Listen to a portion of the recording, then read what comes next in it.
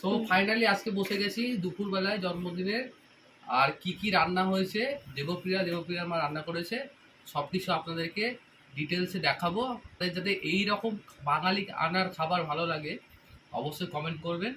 চলুন প্রথমে ক্যামেরাম্যান বোনকে বলবো যে দেখাতে। এখানে আছে স্টিম রাইস, সঙ্গে লঙ্কা লেবু, আর এখানে আছে মিংনি ভাজা, বেগুন ভাজা দেখতে পাচ্ছেন, আর আলু ভাজা, ফুলকপি ভাজা, কাঁকরোল ভাজা, আর এখানে স্যালাড দেখতে পাচ্ছেন। গ্রিন স্যালাডে আছে হচ্ছে শসা, পেঁয়াজ আর টমেটো, আর দেখতে পাচ্ছেন রসগোল্লা দেওয়া আছে এখানে, আর আছে এটা পুলি পিঠে, হ্যাঁ, আর এখানে আছে ফুলকপি তো আলুর দম, আর এখানে আছে চাটনি, আর এখানে দেখতে পাচ্ছেন বন্ধুরা গোলাপ জামুন, বেশ বড় বড় নরম নরম তুলতুলে, আর এখানে আছে পাঁপড় ভাজা, এই যে পাঁপড় ভাজা, আর এখানে আছে মাছের মাথা দিয়ে ডাল, এই যে দেখতে পাচ্ছেন, আর এই দেখুন বন্ধুরা গরম গরম মটন কষা দেখতে পাচ্ছেন প্রায়, এরকম বন্ধুরা মটন আছে প্রায় 5 থেকে 6 পিস আছে, সঙ্গে আলুও আছে।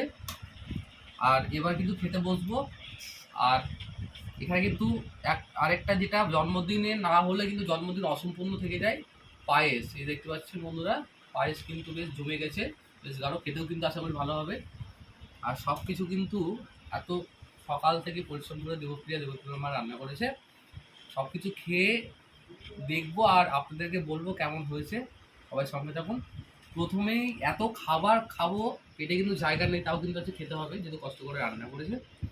আর দেখতে পাচ্ছেন রাজকীয় ব্যাপার একটা, ঠিক আছে। আর বন্ধুরা আপনারা কিন্তু কমেন্ট করবেন যে এরকম এত কিছু থালির প্রাইস কত হবে, হোটেলে বা রেস্তোরাঁর কথা বলছি। কী দিয়ে খাবো বুঝতেই পারছি না, এত খাবার। প্রথমে আলু ভাজা দিয়ে ট্রাই করবো।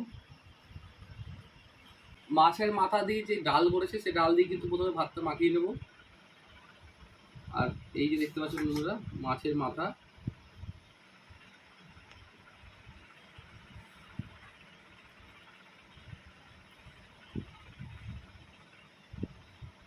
অল্প ডাল নিয়ে নিলাম প্রথমে,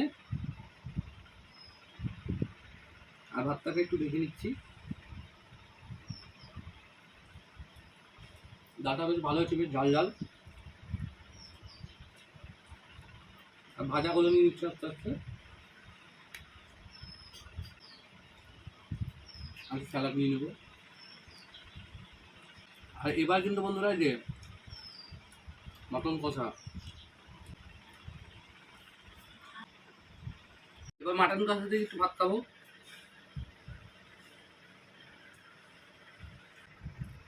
মটনগুলো কিন্তু ভালো নরম হয়েছে।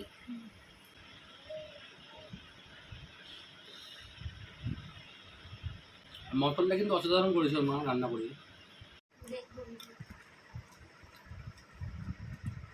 মটনটা কিন্তু খুব নরম হয়েছে, হাত দিলে ভেঙে যাচ্ছে। একটু আলু নিয়ে নেবো মটনে, যেমন বলতে আলু,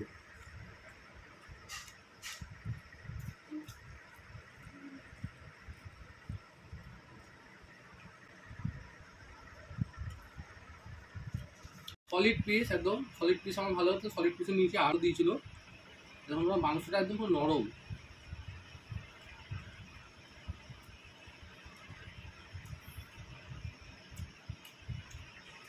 নরম যখন ভেঙে যাচ্ছে,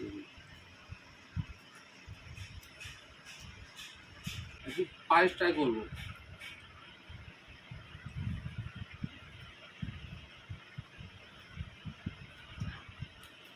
পায়েসটা কিন্তু অসাধারণ হয়েছে,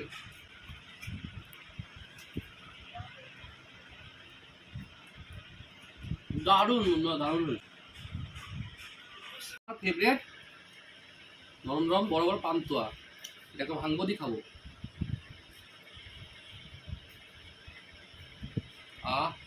কাদের কাছে পান্তুয়া খেতে লাগে অবশ্যই কমেন্ট করবেন।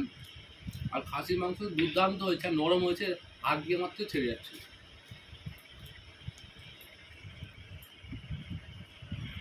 এরকম বন্ধুরা গোলাপ জামুন আর দেখেছি, আর রসটা দিচ্ছে টপ টপ করে পড়ছে।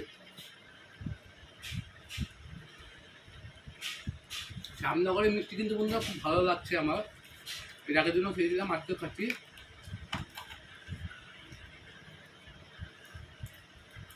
দারুণ বন্ধুরা।